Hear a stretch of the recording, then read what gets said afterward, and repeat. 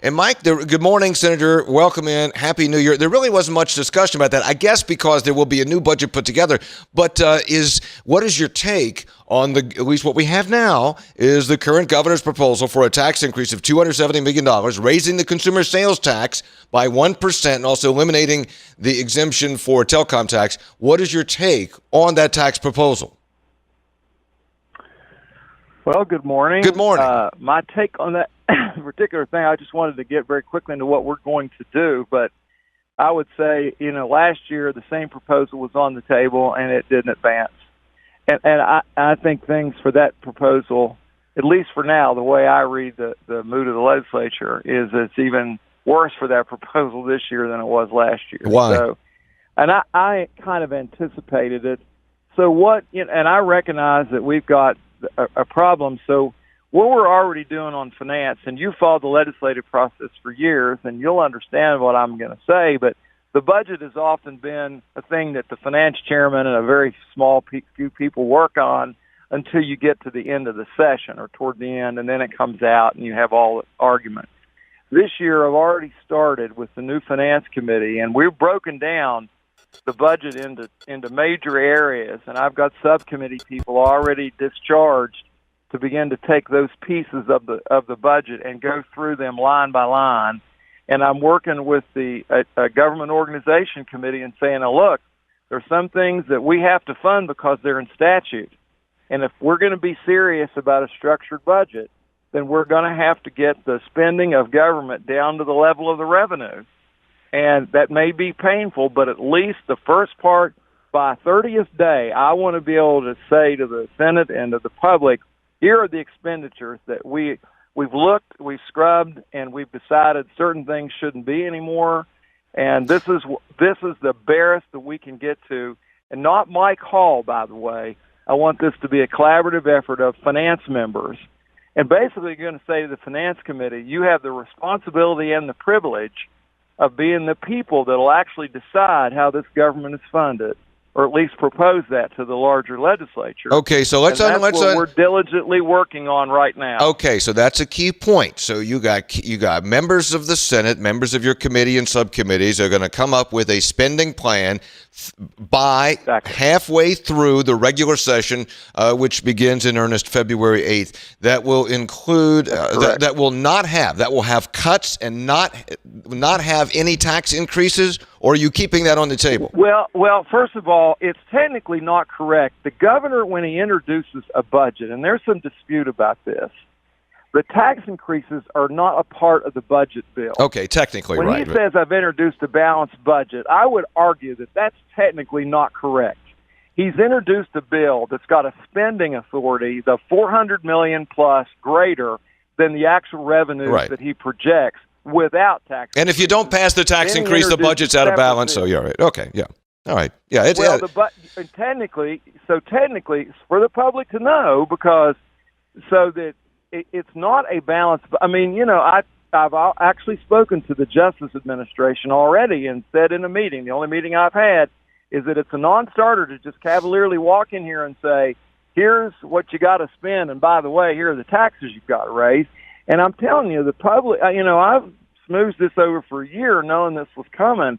And in my opinion, just watching the election results and listening to the public in my own district, they're a long way from wanting us to raise any taxes at all until they're convinced that the level of government, the level of expenditures is down to the lean and mean of what government should be doing and spending its money on. All right, Senator Mike Hall. We want to get that first. Senator Mike Hall, Chairman of the Senate Finance Committee. So let me rephrase that then, it's more technically correct. Then do you expect, or is it your anticipation that a budget will be put together by your committee and the people working on your committee halfway within 30 days of the start of the regular session that will be balanced in the sense that it will have cuts or reductions, and there will be no need for any separate legislation increasing taxes to bring the budget into balance? I'm just trying to ask whatever way necessary to say, are you going to... Okay, that's not exact. No, that's not exactly what I'm saying. Let me say this. Are tax increases off the table? Let me ask that. Are tax increases, as far as you're concerned, are tax increases off the table? Let me phrase it that way.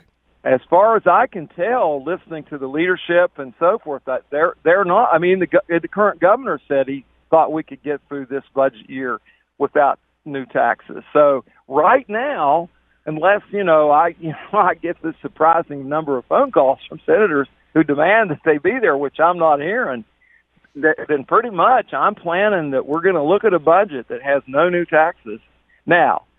But the point I want to make is that I have looked at the budget. You may have, but these senators, and some of them are new on finance, I want them all convinced as a collaborative effort that by the 30th day, here's the money we have to spend. Now, and at that point, it's blind to the revenues.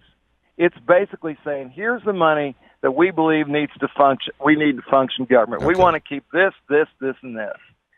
And then at that point, we open up our eyes and say, now, we're still $300 million short at that point. And I asked the finance committees and the leadership, now, how do you want to fill the gap and what's your approach?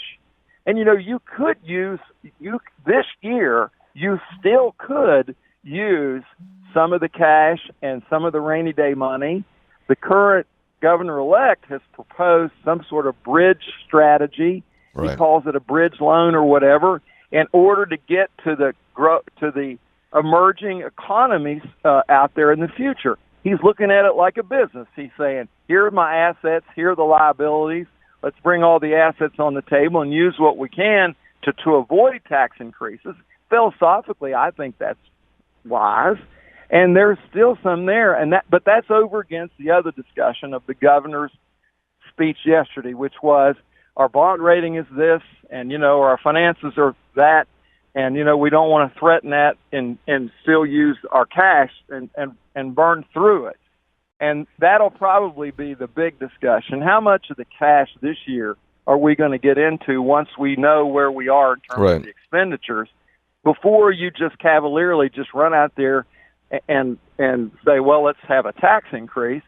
I don't think the public's there. I don't think the members of the legislature are there. Well, I tell you, a 1%. I mean, the governor proposed it last year, actually, at some point in the process, that a 1% increase in consumer sales tax from 6 to 7% would help fill that hole. I'm not advocating that for a minute, but clearly it's there because it is one way to fill an anticipated hole and raise a lot of money. Well, it is, but actually, I mean, it's known that I actually put that on the Senate finance agenda last year. I know you did.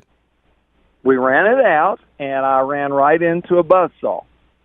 So, and it became evident that it was a non-starter, and so this year I just don't even think we need to have it on the table at this point. Mike, it'll have to write. Yeah, go ahead. How confident are you? And now you're into this role for a couple of years now, and how confident are you that you and your members who are working on this on the Senate side, that you can find 300, 200, 400, that you can find real savings in the budget? And granted, go ahead. There are things that, obviously, I have gone down through, whether it's the healthcare budget, DHHR, or the public safety budget, or the education budget, in my mind, and some water expenditures, and there are big-ticket items in there that we really like as citizens. But they could become luxuries going forward if we do not get the revenue. And this is the thing. What you're right on the point is that, and even last year with discussions among legislators, it's at this point that we need to dig in. And if we're not going to fund it, then we need to take it to the level that may be painful.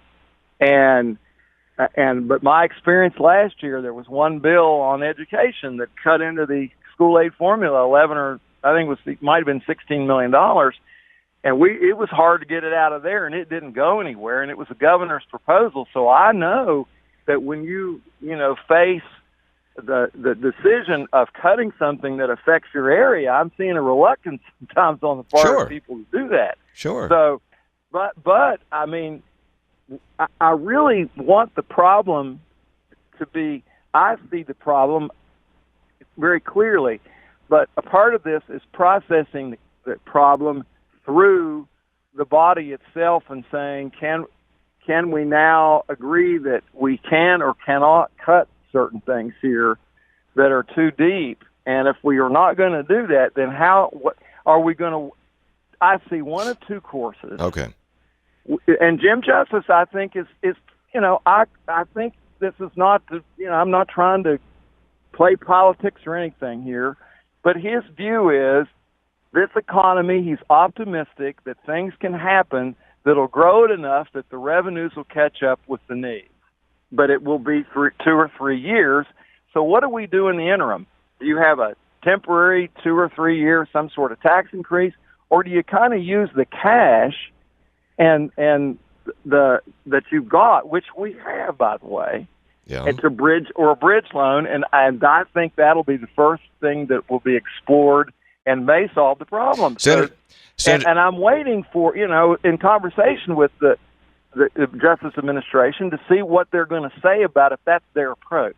Senator Mike Hall, chairman of the Senate Finance Committee, and he has his hands full. He and his members have his hands full as they work on what will be a substantial lift here in this legislative session. Mike, it's always good to talk to you. Thank you for coming on today. We'll be in touch.